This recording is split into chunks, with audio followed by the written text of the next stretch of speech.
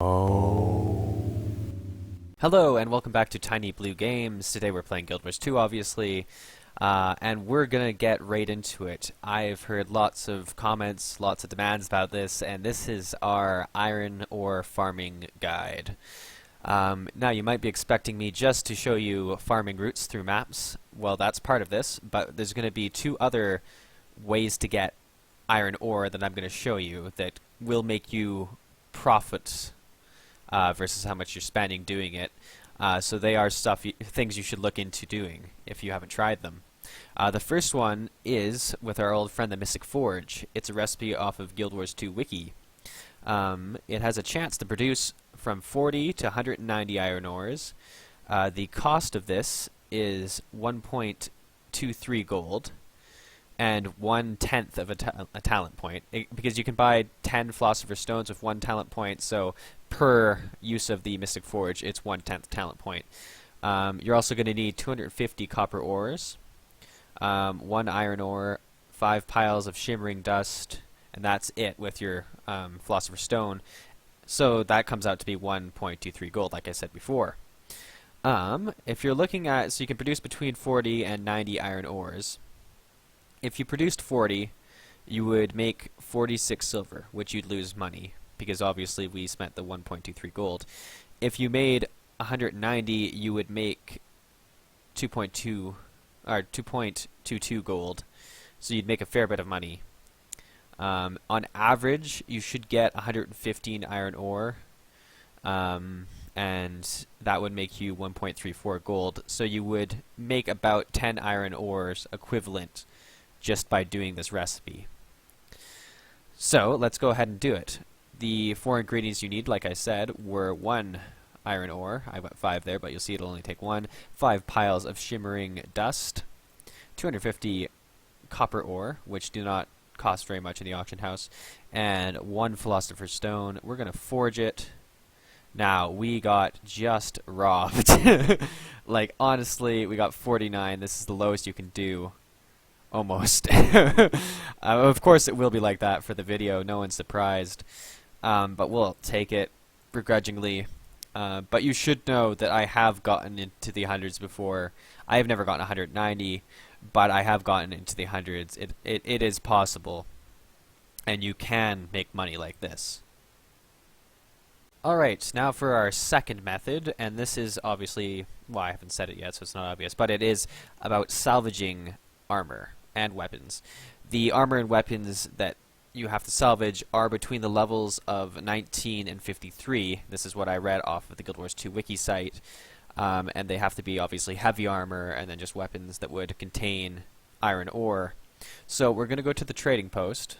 And now you're thinking there's no way this is going to make money, but actually you'd be surprised by how cheap people sell stuff for on the trading post. And it's really easy to check. So we'll go to armor. 19 all the way to, I said 53? 53, submit. We're going to go to lowest price, and we're going to look for the lowest priced piece of heavy armor we can find, which will be a bit, there you go, chainmail gauntlets for 85 copper, which is more expensive than I was thinking. We'll buy one of those, and we'll buy one of the chainmail shoulders, just for good measure. We'll go check out how weapons look. Obviously, you'd probably check before you bought them and saw to see if weapons were going to be a lot less expensive. But you're going to find harpoon would be good. I like to find things that have, you know, a significant amount of probable iron in them, like this. 58 copper. I don't know why. It doesn't really make sense why I choose these weapons. Mace. I feel lucky. And if you're wondering why I'm not buying the cheaper ones, well, I'm gonna get to the numbers in a second here once I take these out.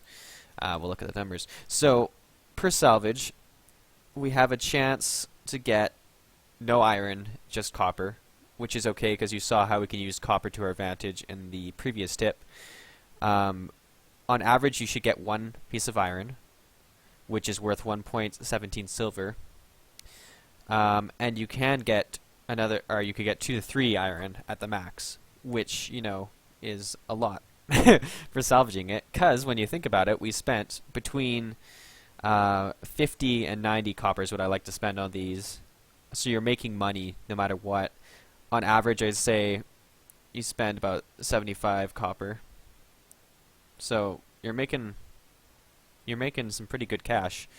I'll just show you how to do this. I use the basic salvage kit, and even if you add the price of using up a salvage kit, you're going to be making money. So I'm going to 1 copper, of course, 3 iron ore, 2 iron ore, wood. We did pretty good though. I mean, we got 5 pieces out of our 4 things. So that's, that sticks with our 1 average. And we made money. That's the important thing here. So that's another tip to think of. Alright, so now I'm going to show you guys the farming routes that I use. Be sure to check them out. They are between the levels of 15 and 55 areas. So you can find iron ores in those areas. They have to be between level 15 and 55. Alright. Alright, so let's take a quick look at some of the maps that I do my iron ore farming on when I do farm it. We're at the Harathi hinterlands here, and I'll show you a quick path through here in some of the hot spots. But before we do that, we're going to take a look that we're on my thief for the obvious movement, the 25 increased speed, as well as the stealth, the short bow to teleport around, slows, can mine out of the stealth thing if there's a veteran nearby or a champion. It's all around the best choice for farming. We're also going to look, I have the iron mining picks. Please do not get anything more expensive than my iron mining picks or you'll be losing money. Do not get anything below iron mining picks or you will be getting rubble. I mean, every penny counts if we're going to spend our time farming for cash anyways. So let's look at the map. Alright, so I'm just showing you up here. This is all enemy territory. There's actually big events that go on here all the time. I came up here stealthed and teleported through people.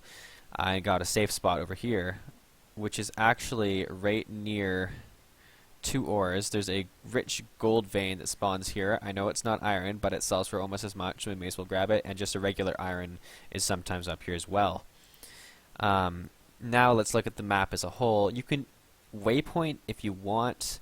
You're wasting. It costs you about 1 iron ore each time you waypoint. Like if you think of it in terms of how much silver you're spending, which is the 1.5 for a waypoint and just 1.17 for an ore.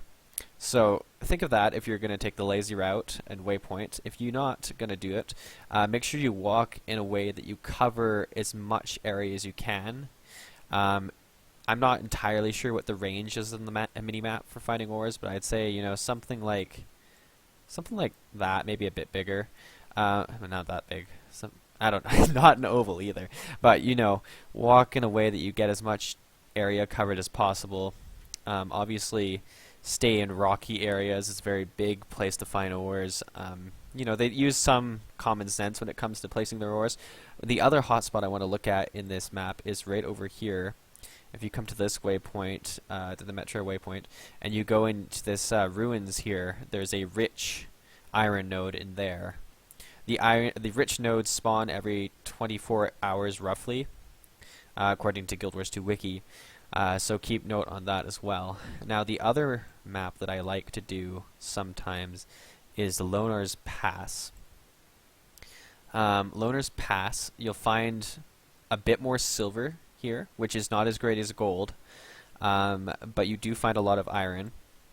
And like I say, there's no, you can use the waypoints, but you're going to be wasting money, right? It's just how it is. But I start at the top of the map, somewhere up in here. There's usually a couple ores right there anyways, and I kind of get one whole side of the map like that and go all the way down to here, come across there, go back up.